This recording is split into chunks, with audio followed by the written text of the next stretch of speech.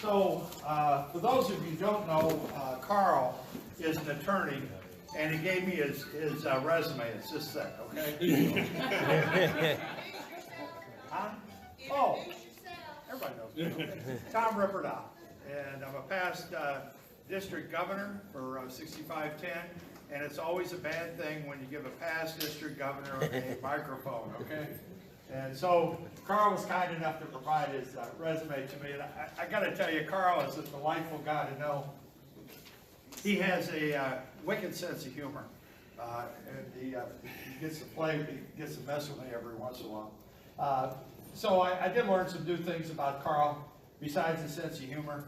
I don't know, did you bring Dr. Seuss with you or not today? No, normally I would hear him and he brought Dr. Seuss. And there's a lot of wisdom in Dr. Seuss, and it takes an attorney to find it, but he found it. I did not realize, and this is really a kind of an interesting thing.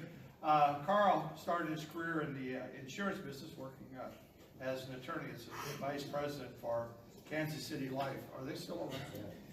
Are they? I didn't know. So many of them changed. After he left that practice, he left that business in '76. And he was fortunate enough to move out to Lee Summit, where all the growth went. And he started his own private practice out there. And he is it's Chinnery, Evans, and Nails. And they're in Lee Summit. If you don't know where that is, if you're going on to 70, before you get to Kansas City, you drive through it. And he works primarily in estate planning, probate, and business law, and real estate law. He joined Rotary in '77, so he's been around a while. I know he didn't practice. You got to see the appellate court here in town, and I know he didn't practice with Abe Lincoln, but he's close. He became district. Boy, I'm going to pay for this, aren't I? He became district governor in 2002, 2003. He got the presidential citation.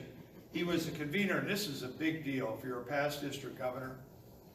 Every 2 years we get to select the director, and so that's how Greg got that job. But anyway, he was a convener. That means he was in charge. He set it up. It's quite an honor to be chosen. RI saw the talent that he's had there. He's a major Paul Harris donor, level 6. He is a benefactor. He is one of the folks that started the original Paul Harris Society in their district. He has been awarded, and these are very strategic, very important awards. They only give out, I think, 150 of these in any given year. So he's got the citation for meritorious service, the Distinguished Service Award, the Membership Development Award. I could go on and on. He has done legal work for over 130 nonprofits, and I'm going to, knowing Carl, I'm going to guess that they got a discounted rate for that. He also, and there's a whole bunch of folks he belongs to, but I've got to ask him about a couple of these. He's very active in his church, but he is, are you the president of the International Doll Men's Club? Is that true? I can see that, okay. He's also the president of Acme Extension Cord Company. I don't know what that is, but he's very active in his church, has served in his community in Lee Summit very much. I don't know where he found the time, but he has built 2 sailboats, a couple canoes. He does other woodworking projects. He enjoys traveling.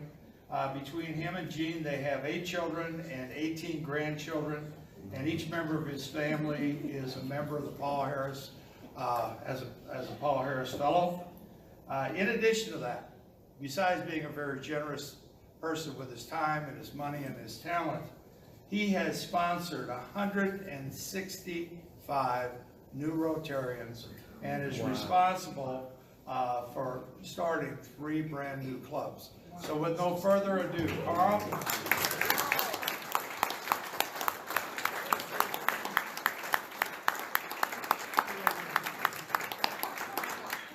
He said, I'm going to get it later.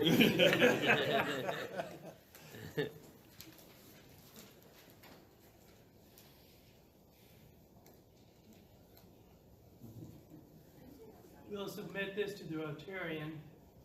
I doubt that it'll get any awards.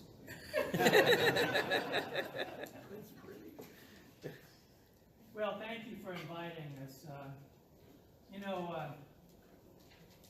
my wife is with me. When Jeff asked me to come, he said, "Are you going to bring your wife?" And I said, "Well, of course, she takes care of me. In fact, she feeds me so much fiber, I can pass wicker furniture."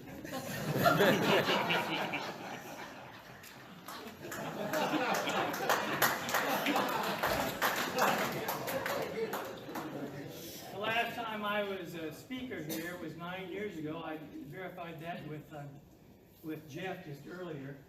And it was a lot of fun. It was down in his neck of the woods. So it's been 9 years since I've been with you, but thank you very much for inviting me. And I thought that I'd start out by, I like to, when I go to a district, I like to see what the geographic area looks like, and then try to cut it out in a Rotary pattern as best I can. Because I think that really adds to what we know about the particular geographic area that we're in. So we'll just kind of see, so far as I can tell, looking at the map, this is going to be close. Well, not real close, but close. So how many of you think that I can make this whole again? How many of you don't think I can make this whole again? You're right.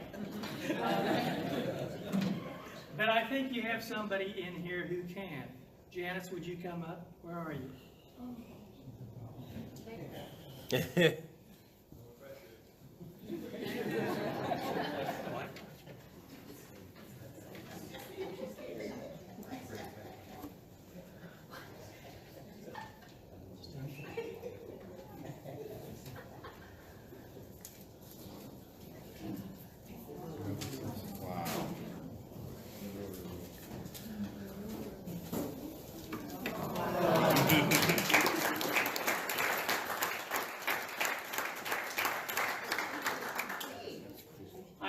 Disappointed in Lanny. I told him that I had some slides that I want to bring, some 35mm slides, and he didn't have the projector. But I brought some slides anyway. This is a slide. You'll notice they're learning how to swim in this picture, and then here's another picture of all the family together, which I'm very proud of. Carl, if you reach up high enough, you'll hit that light stream. Said Conrad Cornelius O'Donnell Odell, my very young friend who is learning to spell. The A is for ape, and the B is for bear, the C is for camel, the H is for hare, the M is for mouse, and the R is for rat. I know all the 26 letters like that. Through to Z is for zebra. I know them all well, said Conrad Cornelius O'Donnell Odell.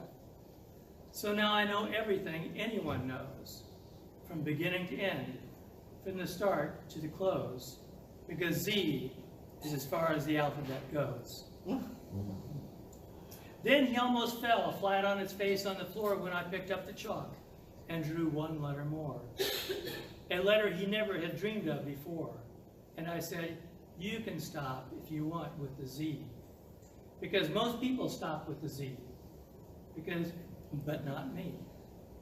In the places I go, there are things that I see that I never could spell if I stopped with the Z. I'm telling you this because you're one of my friends. My alphabet starts where your alphabet ends. So you see, there's no end to the things you might know depending on how far beyond zebra you go. Now, isn't that Rotary? Rotarians go beyond zebra. So let's talk about going beyond zebra today. And I want to do that with a PowerPoint. I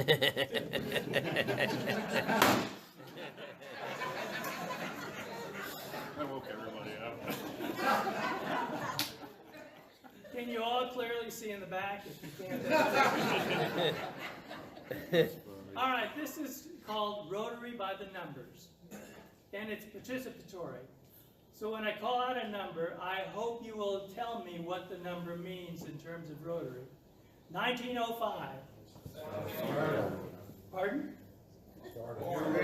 Rotary started, and by whom? And 3 others.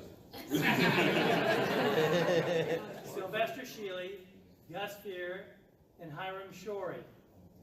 And how can you think that an organization would last with names like that? And who was the president? No, it wasn't. Hiram Shorey. All right. And what did they want to do? What was their purpose for meeting? Business networking. Networking. Loneliness. You knew he was a lawyer, didn't you? Networking. There are 2 other things that they met for.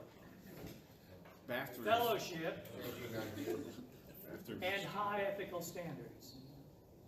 Has things changed? Same thing. All right. 2006. 1906. Anybody? First service project. First service project. And what was it? It was public restrooms in Chicago. A comfort station in downtown. Actually, there's some controversy. There's 2 controversies. One relates to the comfort station, and that is because up until then, all the public restrooms were in the back of the department stores. So you have to walk through the department store to get to the bathroom, and then out through the department store, and hopefully you buy something either one way or the other.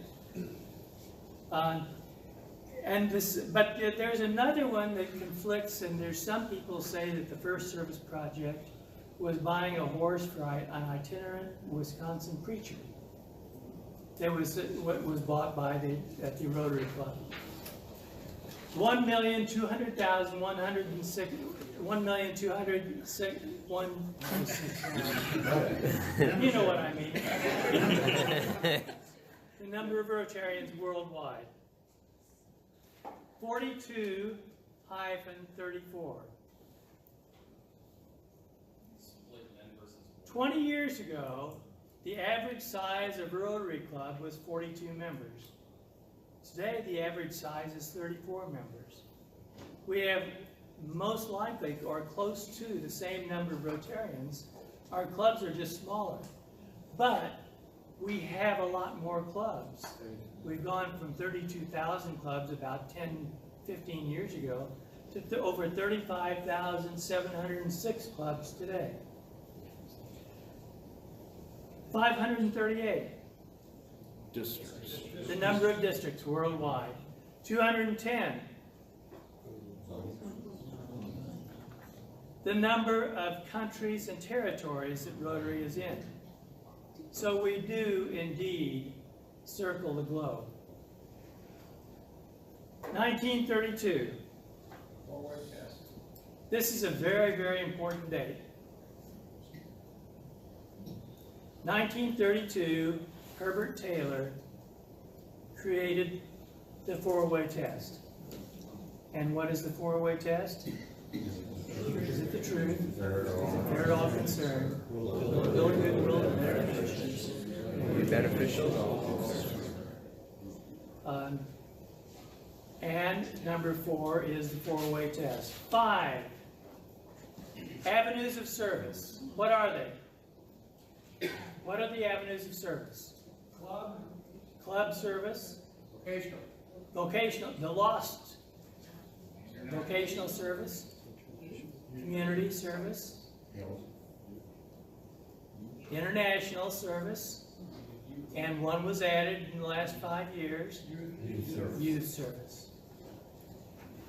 1. It's the loneliest number. You know, it was the classification system that really was so strong in Rotary for so long. And it's still important today. We don't still have the classification system saying that only one person from a particular work area can be in the Rotary Club. But it really is good to spread out our membership throughout the different vocations. Who would want, raise your hand, who would want 20 members of your club to be lawyers? Of course. They are. There's another meeting right outside that door. 1917. Foundation. And where was it created? The International Convention. Actually, it was in Atlanta, but Kansas City played a big role. What was that role? First one to donate. That's right. And what was the amount of money that Kansas City so generously gave? $26. $26.50, which was the amount of money left over from the convention. 1,000. What's that? Be a Paul Harris Cup. Anybody else? It's a start. If you're a member of a church or any charitable organization, do you give $1,000 and quit? What would happen to that organization? It would fold. So $1,000, and it hasn't changed for so long. So the value of that $1,000 today is significantly smaller than what it was then. So just think in terms of $1,000. Let's go back to membership for just a minute. We heard a good presentation on membership and retention this morning, and a lot of that verifies what I'm going to talk about now, and that is the nuts and bolts of bringing in new members. And I'm just going to tell you that how I do it. I have a pad of paper, and this is one sheet of it, that sits on my desk right by my phone, and I look at it virtually every day. And what is on it? It's the name of a prospect, it's the name, the phone number of that prospect, what they do, and their email address. And I don't invite anybody to be a Rotarian. I invite them to come to lunch with me to Rotary. And who wants to pass up a lunch? So they come to lunch, and then when they come to lunch, they always get a packet of information right from the start. Now our club has developed our own packet. And on the front of it, it says at the bottom, I joined Rotary for business and fellowship. I stayed to change the world. Inside, we have the reasons that people join service clubs, and we have a membership application. And at the top of the membership application is the amount of money that it's going to cost them for the coming year. So all of it's there. Then on another piece, it tells all about our club, everything that our club does, and a brochure on Rotary International, and then we tell them what the website for Rotary is. But this is put in the hands of virtually every visitor that we have come to the club. And then we have what's called a likely list, because we want them to think of their people, their members, somebody who they would like to sit with at lunch every week. So I encourage you to get that. Now, have we been successful? We've been reasonably successful in our club. I think it was 6 years ago we had 80 members, and today we have 165. So I give that to you. Now, the other thing is that, remember, we're there for friendships. You need to say hello to those people. If you're at a round table, go out of your way to say hello to everybody at the table virtually every week. And if it's a new person, take it on by yourself to introduce that person to everybody at the table. Several years at an international convention, one of the presenters gave this little talk about thoughts from a new member. I see you at the meetings, but you never say hello. You're busy all the time you're there with those you really know. I sit among the members, yet I'm a lonely person. The new ones feel as strange as I, the old ones pass us by. Darn it, you folks urge us to join and talk of fellowship. You could just talk across the room, you know, but you never make the trip. Can't you just nod your head and smile? Or stop and shake a hand? Then go sit among your friends? Now that I'd understand. I'll be at your next meeting, and I hope that you will spend the time to introduce yourself. I join to be your friend. It's up to all of us, every one of us, to make friends. And when they come to Rotary, make them feel welcome. I can tell when I walk in a room at a Rotary meeting if it's a strong club or not. Because if there's chaos, there's people in one corner talking about committee structures. There's other people hugging each other like they hadn't seen each other for a year. Some of them taking advantage of the situation. But they're excited to see each other. That's a strong club. It's chaos. It's wonderful. They have difficulty starting the meeting because everybody wants to talk and bring each other up to speed on things. So, there's lots of good information, and you obviously have a great membership chairman, and retention, of course, goes after that, which we won't cover. But there's lots of good information online. There are online membership courses. All right, now back to the numbers again. Where were we? 3.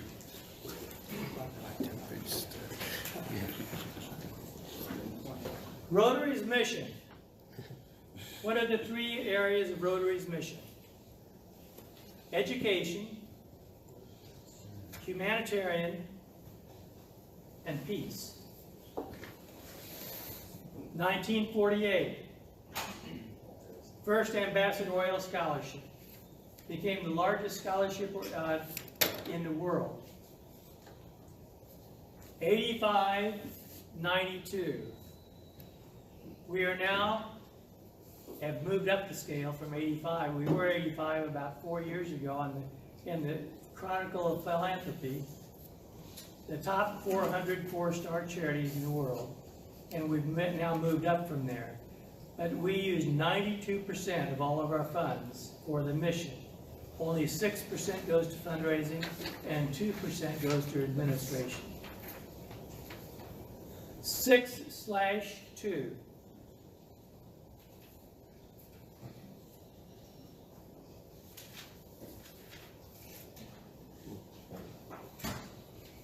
The 6 areas of focus, which are peace and conflict resolution, disease prevention and treatment, water and sanitation, maternal and child health, basic education and literacy, and economic and community development.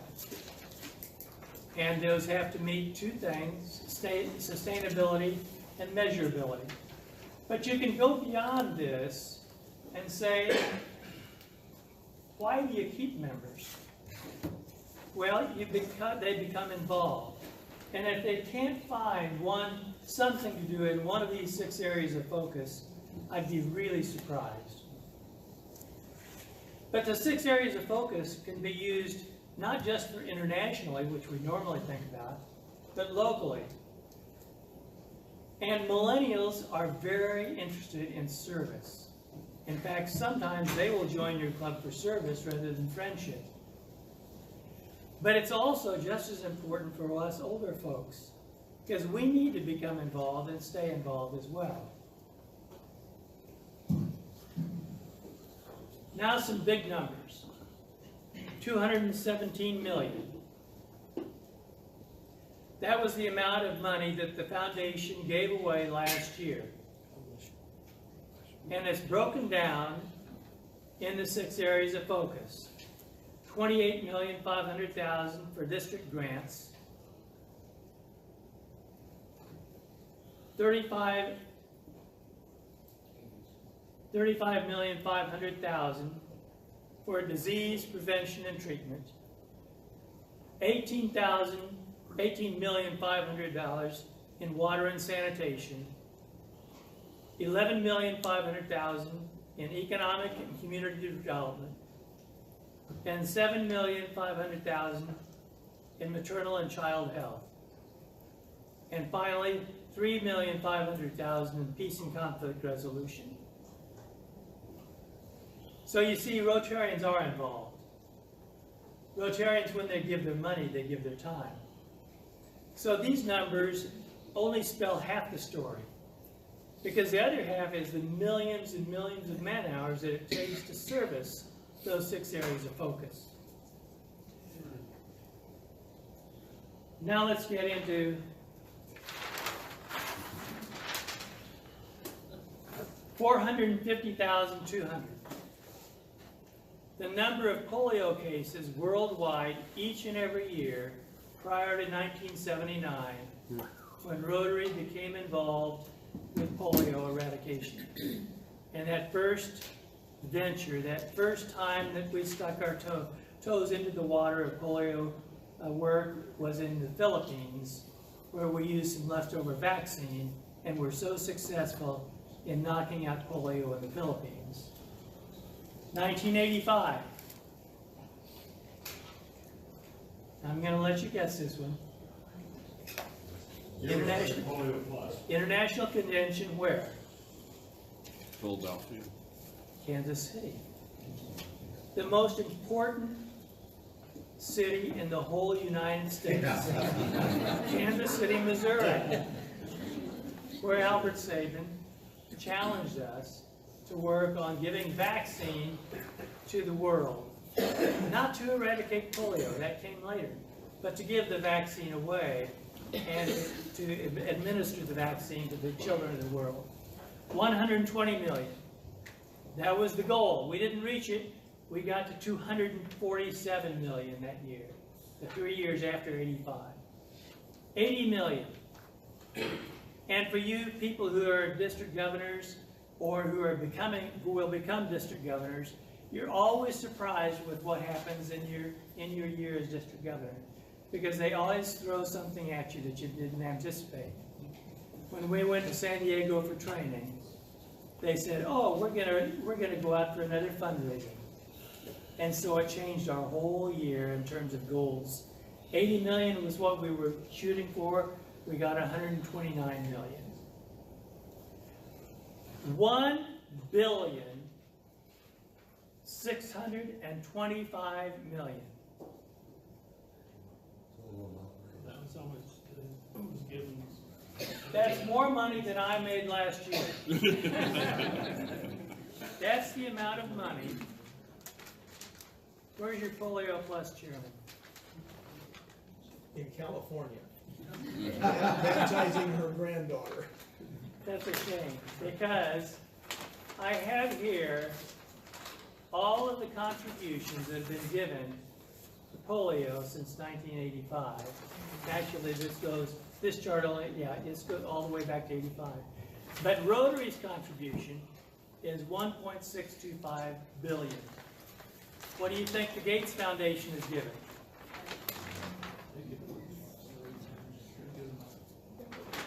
$3,105,000,000.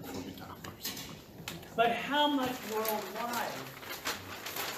Janice, come on up here and hold this. How much worldwide has been given to the eradication of polio? Anybody guess?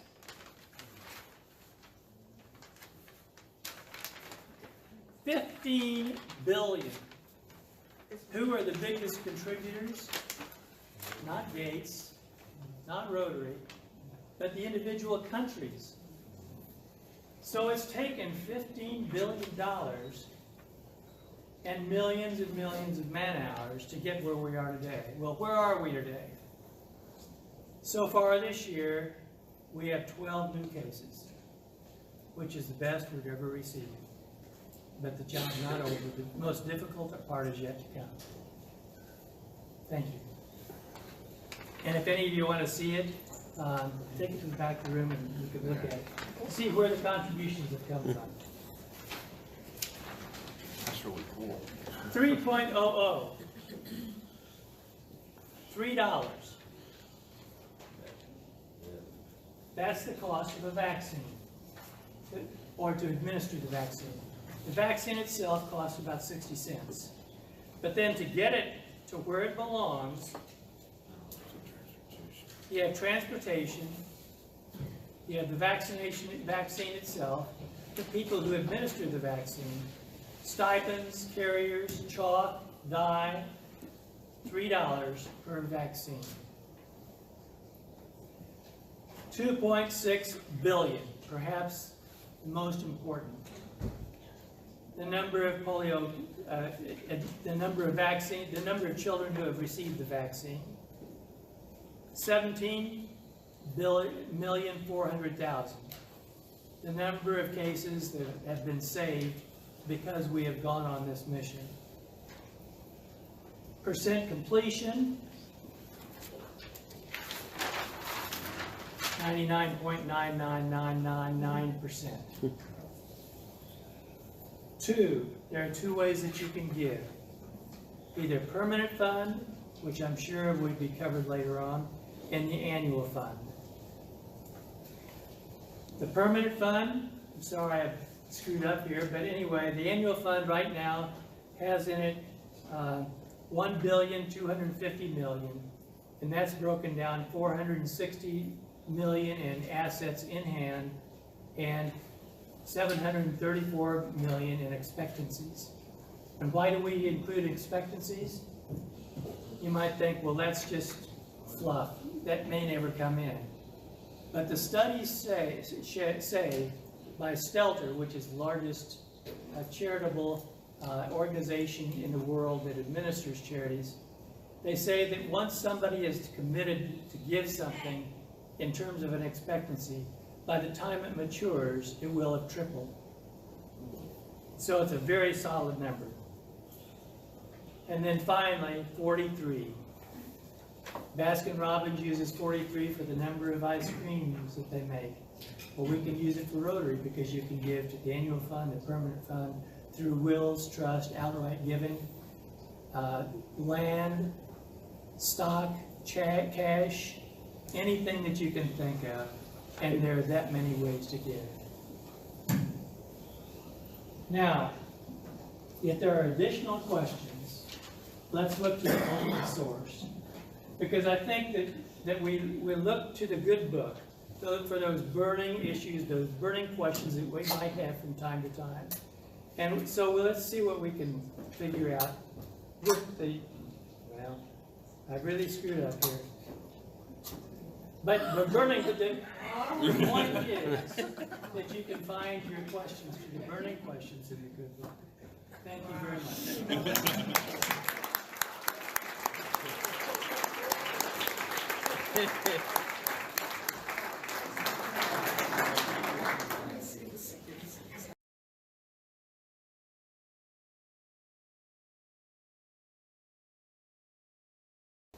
It's time to bring Carl back up.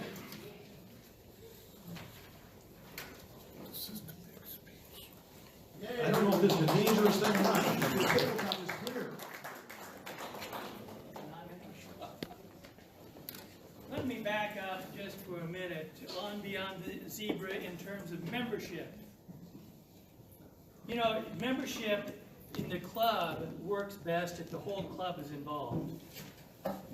In the manual of procedure, which district governors are familiar with, it's the kind of the Bible of Rotary. Years ago it described what's called a 5-for-1 plan. How many of you are familiar with the 5-for-1 plan? It works. What you do is you take your club and you divide your club into 5 members per team. So if you have 25 members in your club, you have 5 teams. Each one of those teams is obligated to bring in one member during the next year. Well, now think about that. They get together, they talk, they work together, they look at different occupations, and it does work. They bring in one new member. And some of them will bring in more than one, and you can have competitions, you can do anything you want to. But look at the numbers. Automatically, you've increased your club by 20%. Now, you're going to have some drops. So, if you drop even 10%, you still gain 10%. And like any program, it probably has a life cycle. And I found the life cycle for the 5-for-1 program probably goes for 2 to 3 years. But if you do that, automatically you've increased the size of your club overnight. The other thing that we've been successful in is challenging other clubs in membership. And you can do it with clubs of different size, because what you do is you take the July 1st number of a club, of each one of the clubs, the challenging clubs, and then you take the number of June 30th the next year, and percentage-wise you see who's won. And then the loser has to pay $200 to the foundation. Well, what club can't afford $200? And you have a lot of fun with it, because you go to the other club and you hit on them and tell them how bad they are, and some of those really good things. But anyway, I just thought I'd throw you out a couple examples that have worked for our club really well. We have challenged 6 clubs over the last several years, and each time, each club has gained membership. Currently, we have challenged 3 clubs this year, and we're going to whip them.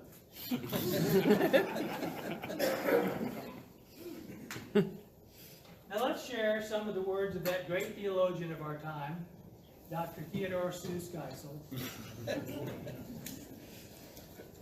who coined the following prayer. From here on earth, from my small place, I ask you way out in space. Please tell all men in every land what you and I both understand. Please tell all men that peace is good. That's all that need be understood. In every world, in your great sky, we understand, both you and I. Our theme for this presentation today is passion. Or, how can we go beyond zebra? In 2005, Rotary's 100th anniversary, David Forward wrote the book, A Century of Service. In that book, David wrote as follows: even the world's mightiest rivers have humble beginnings. They start as tiny springs, bubbling to the surface as a single melting snowdrop. As the rivulet trickles down, it brings new life to everything it touches. Soon other tiny streams join the path, and together they unite as a river, ever more confident and forceful. 113 years ago, in 1905, the river called Rotary was born.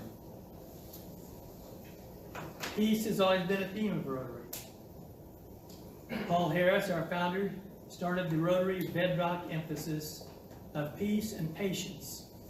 Our Rotary Foundation, a dream of Arch Klump, became reality in 1917 as an extension of Rotary International.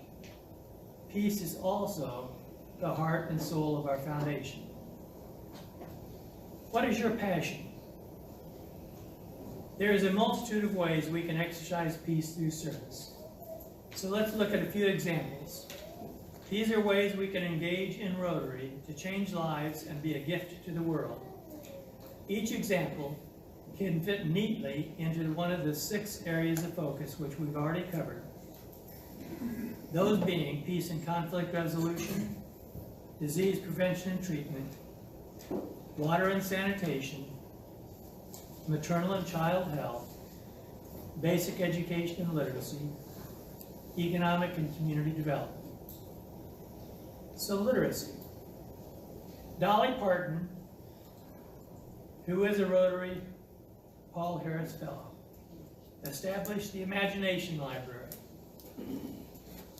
I see you nodding. As a part of her Dollywood Foundation. The goal of her foundation is to provide one book a month in the home of a child from birth to kindergarten. So far, over 100 million books have been delivered. Dolly considers this her greatest accomplishment. She says her proudest moment came when her father, who had always regretted he could not read himself, said he was proud of her because kids called her the book lady. Some of you may be familiar with the little free libraries that you might see around town. The little free libraries were started by a Wisconsin Rotarian. And his goal was to put 7,500 little free libraries across the country, which is the same number of libraries that Carnegie put across the country. Over 85,000 have now been installed. Many Rotary clubs distribute dictionaries to elementary school children or read books to them at libraries and schools. Literacy plays a key role in healthy and productive lives. Peace. The Rotary Peace Centers are an obvious example of peace through service. Some examples of service are highlighted by our peace scholars. Richelieu Allison has served as an election monitor in war-torn, Freetown, Sierra Leone. Kobe Williams, who ran with a violent gang in Chicago, selling drugs, and who served 12 years in prison, now works for a violence prevention program called Ceasefire. Path Yang lives in Cambodia, where once the Khmer Rouge killed over 2 million people. He now works with women and children who need access to education and health in a country where such privileges traditionally are reserved for men and older people. Catio de Mello Dantas helps stop sexual abuse against children, including pornography, human trafficking, and abduction in Brasilia.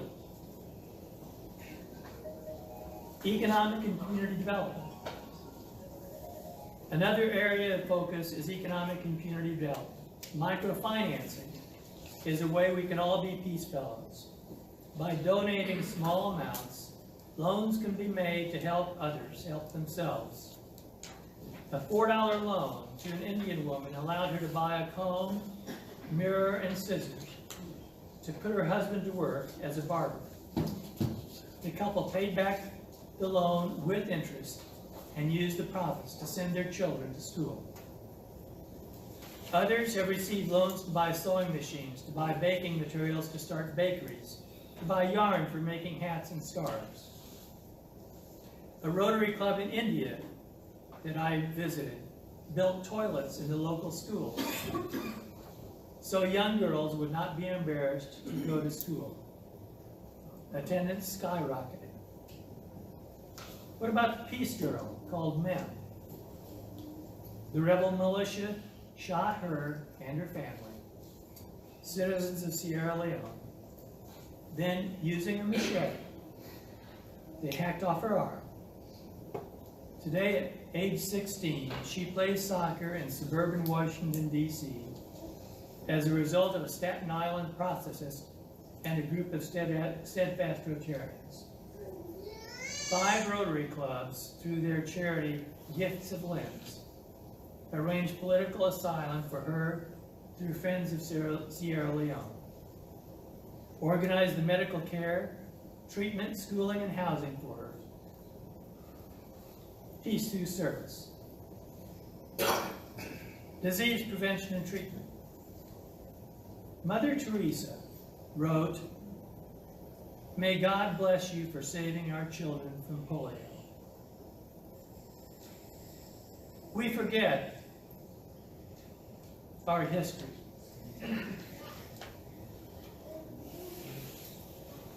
Polio polio has been with us for thousands of years. There are hieroglyphics in the pyramids in Egypt about polio victims.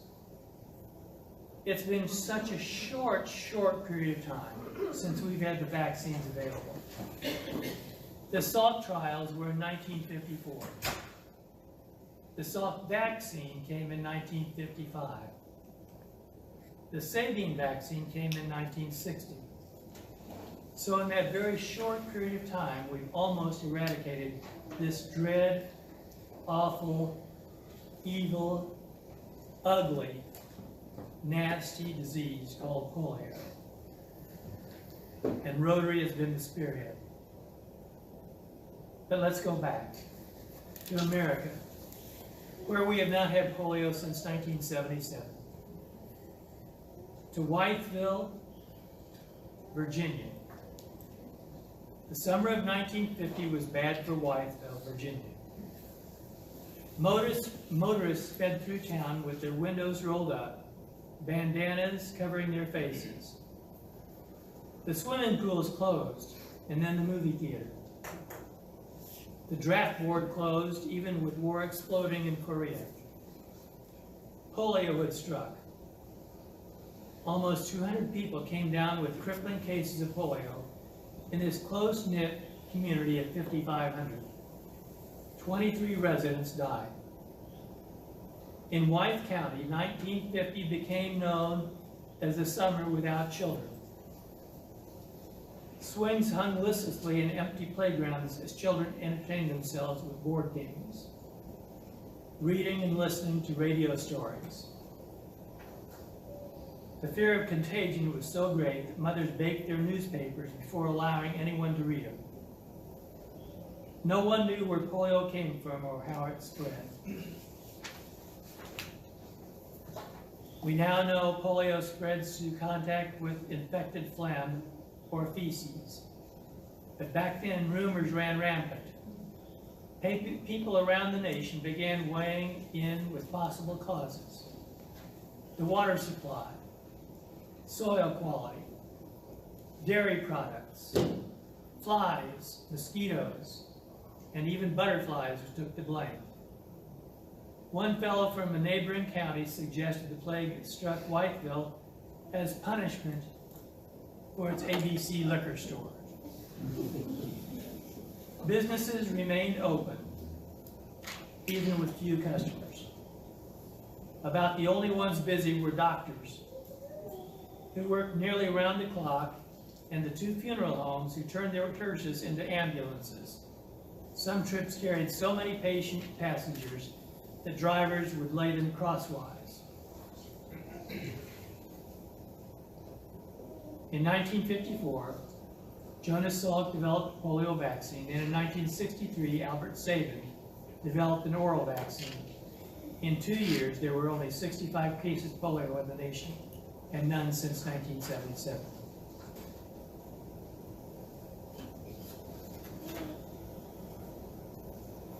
On my trip to India in 2012, I saw Rotarian doctors donating their time to perform post-polio corrective surgeries on hundreds of children. How many of you have been on a National Immunization Day?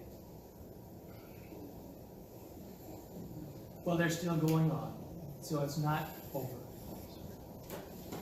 These experiences bring to life the horrific, evil effects of infantile paralysis, i.e. polio.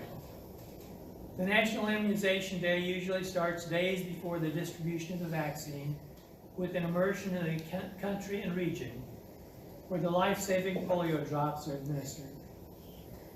These are important days since it gives a personal meaning of the people, how they live, and how polio has affected them.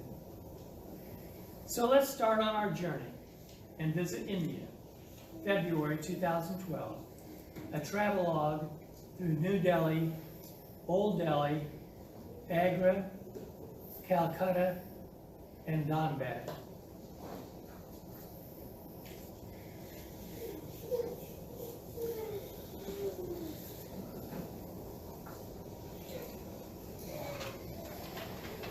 This is a picture of the outside of a soup kitchen that serves, and we'll see pictures of how many people it serves in just a minute.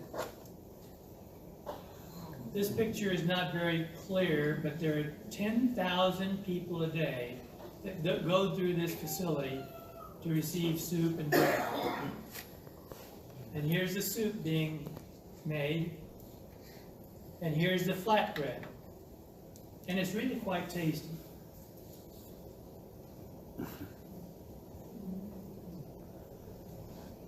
Would you love to drink some of that? As I said, it's really good. Okay.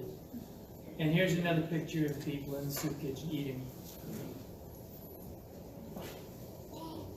Anybody guess what this statue is?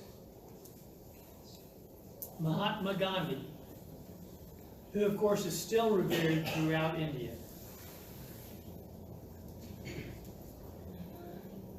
A typical street scene that we're going to see many of. This is an Old Delhi. Old Delhi was there before the British came in and created the new city of New Delhi. This is a street looking for an electrician. Can you just imagine that in your yard? Oh my God. Another picture of that electrical mess.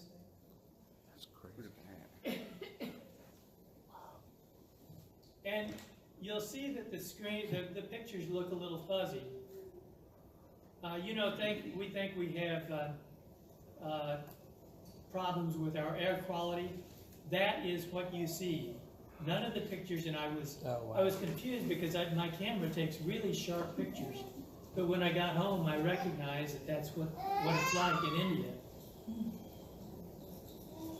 This is a picture of outside the bus. They're taking a dead body down the street, right in the middle of the street. And here's what we're trying to eliminate. And that's not an unusual picture throughout India. Two good-looking guys. Another street scene. And again, see how fuzzy the picture is? And here are the logistics. For just one day, can you read that? 709 vaccine booths, 2,500,000 vaccinators, 1,170,000 vaccine teams. Well, you can read the rest. The bottom, 174 million children immunized in one day in India alone.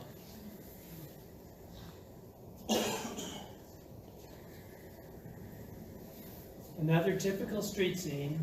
See how clear a day it is?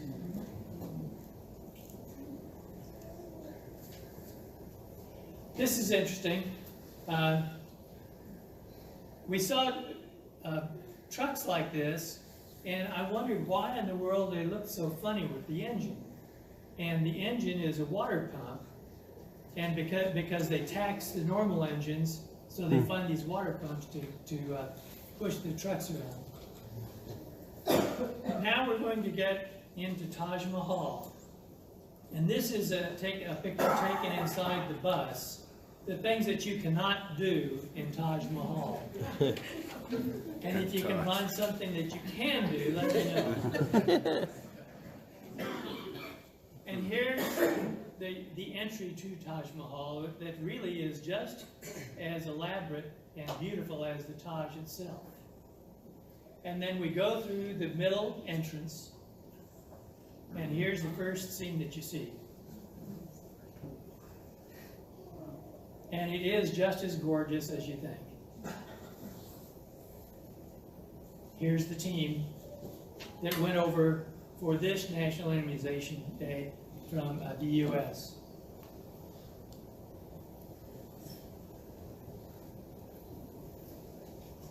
Can anybody see why I took a picture here?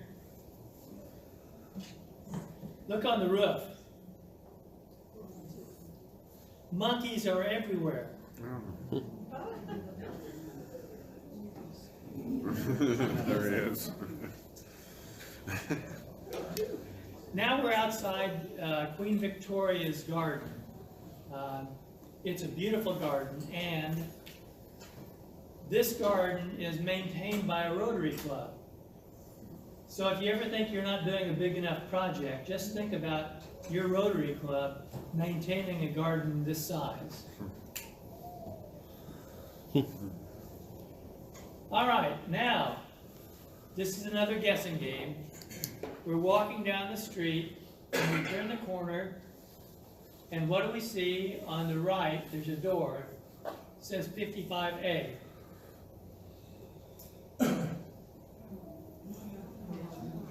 And that is the only thing that you will find to identify where her facility is.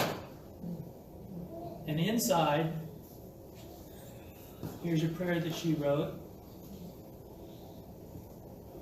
Sounds like Rotary, doesn't it? And this is the simple little altar inside Mother Teresa's compound. Now we're outside again. They have no idea what a dump is, because a dump is everywhere. We were eating lunch one place, and I finished with my sandwich, and I asked one of the Indians with us where I should put the paper, and he says, "Oh, just throw it over there behind the bench." And I looked back there, and it was just filled with other papers. But this is a typical street scene.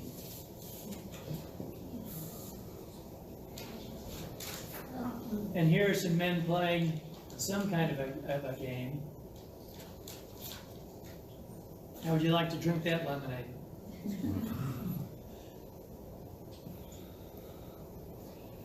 Another guess. What might this be? Train station. It's a pharmacy. That's the waiting line for that day. Oh, wow. So if you're going to complain about waiting for your prescription, just remember this picture. Some boys by the river. There's the river, and they're up the upper left. And this is a marriage. They've just been wedded. We're now going to visit inside a hospital. And I took this picture because those are men who have received open heart surgery that morning. That whole ward was filled with men who had been opened up, their chests opened up that morning. And I'm thinking, how long would we last with those sanitary conditions? Their immune system must just be built up like ours isn't. And here we are on the immunization day, giving drops to the kids. The vaccine has to be kept at a certain temperature, or otherwise it goes bad, or stale, so it has to be thrown out. So these are the boxes that they're kept in, just coolers.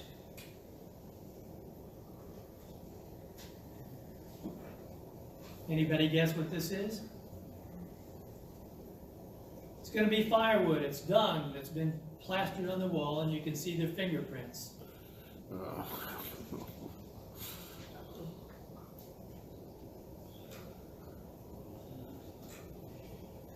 When you go on a National Immunization Day, the first day you've seen where the drops are given, and then the purple, the finger is painted purple, so that we know who has received that vaccine that day. But some of them are missed because there's so many kids.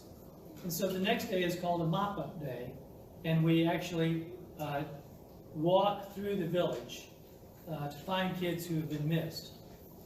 And here's another scene just as we're walking along. And here's the team.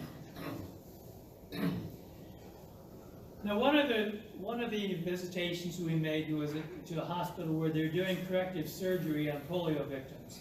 This little girl, we found out, had been there before. And by the way, we didn't see any adults. All these kids get there somehow or another, and then they're left there to deal with their medical problems all day long. And this little girl had been there before, and her corrective surgery had not taken. So she's going to have to go back in, and then we're going to see her in a little while. She's on the left. She walked in alone. She climbed up on the operating table alone. And she was cheerful, as you might imagine. One of the team members went over and comforted her and did what they could. But we're walking around the operating room with our street clothes on. We can watch anything that they're doing. And here's one of his leg, you can see how it's bent. That's the way the leg is. And what they're going to do is they're going to go in, open it up, and take a chisel and make a V with a hammer and chisel, and then push the leg straight. And then let it heal that way.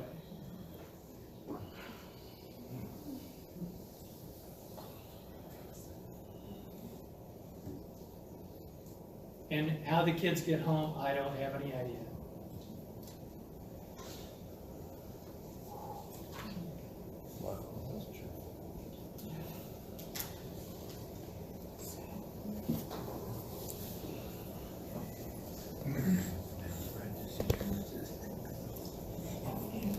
I need to find my place.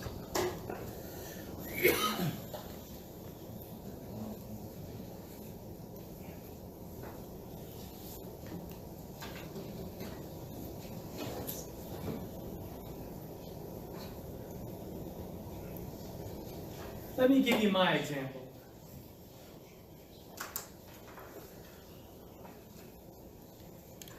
So we're going to come back home a little bit even more. Let us mentally transport ourselves back to 1942 and enter the home and life of our one family.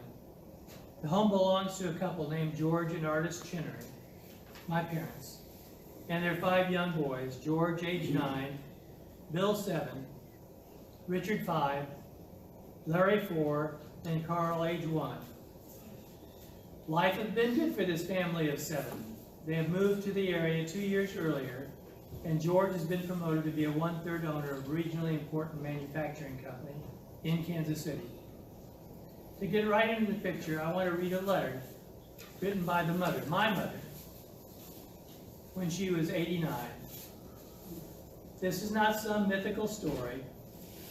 It is a story about me and my family, a typical family from the heart of America. Dear Carl, this is very hard for me, but you asked me and just maybe it will help someone else. It must have been August 7th, 1942, when Bill came in and announced he had poliomyelitis. I didn't know where he'd heard of such, but I said, if you had poliomyelitis, you go straight up to bed and stay there. And he did. He really did feel bad. We did the usual things to care of a sick person. He stayed in bed at least a couple of days, and then George became ill. I called Dr. Eldridge, our pediatrician, and he came in several times, but didn't give the illness a name until the night of August 11th. George couldn't swallow his medication. It came back up through his nose. I called the doctor again, and he came right over. Dad was on the road, selling.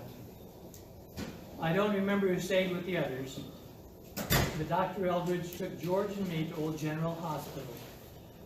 They took George, but wouldn't let me stay at all. No other hospital in Kansas City would accept us. I sputtered, but they wouldn't even let me go to see George. I went home and called Dad.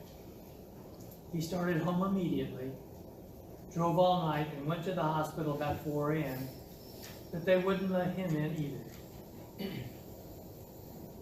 He came home at about 7 a.m. The hospital called us and said George was dying. Come immediately, which we did. When we arrived, George was already gone. He was tied to the bed, feet at each corner of the bed, hands over his head and fastened to each corner, stripped naked. We stayed in his room as long as they would let us, and of course, Dad had to make arrangements, which he did. I firmly believe George probably would have passed away anyway, as he had bulbar polio, the most virulent strain, and probably choked on his own juices. However, I will also believe the treatment he received at the hospital killed him just as much as the disease. I believe he was frightened to death and would always think so. By that time, Richard, Larry, and Carl had also become sick. And when I got home from the hospital, Richard was much worse, and we rushed him to the hospital. When we marched in, I informed them I was staying. I had lost one child, and I was staying no matter what. Well, I did. I don't remember how long, but Dad and I took turns, so Richard always had one of us there. One of Dad's aunts had come to help us and stayed with Bill, Larry, and Carl. Carl was an infant and stayed in his crib much of the time. An intern was watching Richard and doing a pretty good job. Dad sent someone to get me to go to the funeral to see George, but I wasn't able to go to the funeral at all. When I got back home, got back to the hospital, Richard wasn't doing well. And in the night, during the intern's coffee break, I saw Richard's skin sink into his chest. All I could see were bones covered with skin drawn tight. I ran as fast as I could down the hall, calling the intern. He joined me and we ran back to Richard. And this man picked Richard up and plunked him into an iron lung. He didn't even get ready. However, he didn't fight it, but breathed along with it. His lungs had collapsed. The radio stations throughout Kansas City put out a call for anyone who had had polio to please go to the hospital and give blood to save this little boy's life. One young man or boy answered and gave his blood. We never did see the boy or have any idea who he was. He had walked miles to help someone he had never heard of before. I am most grateful to this unknown person. Richard was whiter than this paper and failing. The machine was breathing for him, but when they started giving him the boy's blood, it was like a perfect miracle. His skin gradually started turning the most beautiful pink anyone has ever seen. And he started coming back. I don't remember how long we were at the hospital, but they treated us much better. When we went home, we had to start the Kinney treatments. There was one nurse, the old Children's Mercy Hospital, who would give the treatments if Dad would go after her and take her back 3 times a week. Since it was wartime, gasoline was rationed, and we didn't have enough gas stamps. But people we had never heard of, and some we knew quite well, gave us stamps so we could get this nurse. We had to have the 100% wool blankets to tear into strips and put in boiling water, run through a tight wringer and place on each child for so many minutes, and then off for so many minutes, then on, etc. Dad put a hot plate in the upstairs bathroom to boil the water. He put an old wringer over the tub with the 100% wool strips handy. Bill had done better and was on his way to recovery. But Richard, Larry, and Carl were the sick ones now. Dad hired nurses to help during the day, and my dear mother drove from Concord, California to help. Plus a very loyal girl who helped me for several years, who had become a WAC in the Army. She told them her family needed her and they'd let her come home. We were one busy army ourselves. When the boys were well enough, we had to start therapy, compliments of the March of Dimes. I took my children and another lady in leg braces and her little boy 3 times a week. Richard had one leg a little shorter than the other. He walked kind of crippled for a long time. Carl's chest never filled out. Bill had many problems. And of course, we have one little boy, Angel, in heaven. People came from everywhere to give us hope and offer help, but they couldn't come in the house. Post-polio syndrome is rampant now. Fatigue is the main symptom, it seems. It took 60 years for my mother to write this letter and to talk about polio. My dad never did. That's the legacy of polio. I can remember in the living room of our house over the fireplace mantel the picture of my brother with a light in front of the picture that was on 24 hours a day because he was afraid of the dark.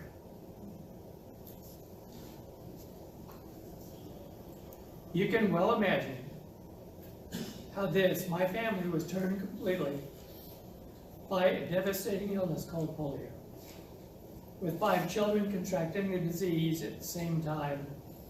To help handle the medical problems, the second son was sent to Independence, Missouri, to be cared for by grandparents until the illness took its course.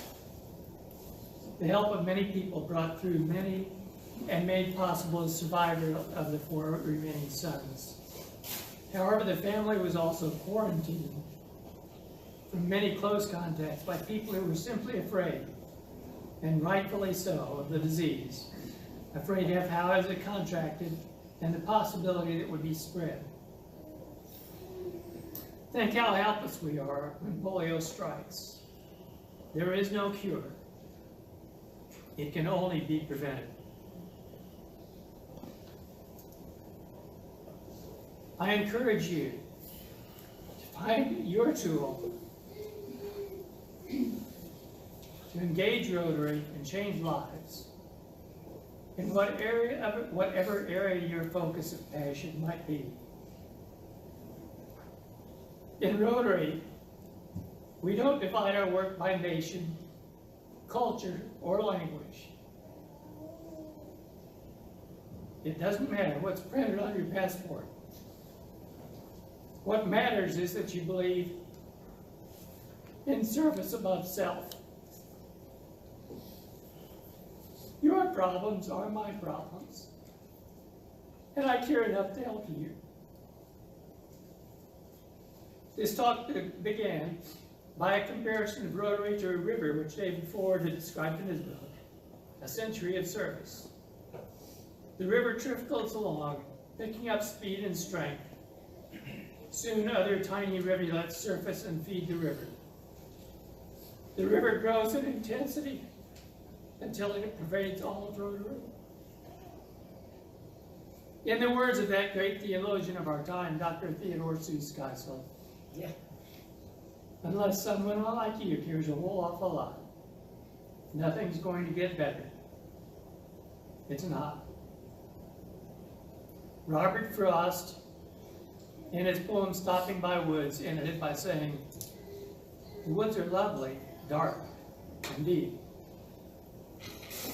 But I have promises to keep, and miles to go before I sleep, and miles to go before I sleep." Isn't that Rotary?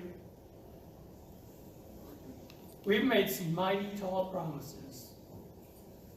We've got miles to go before we can. Thank you for being Rotarians.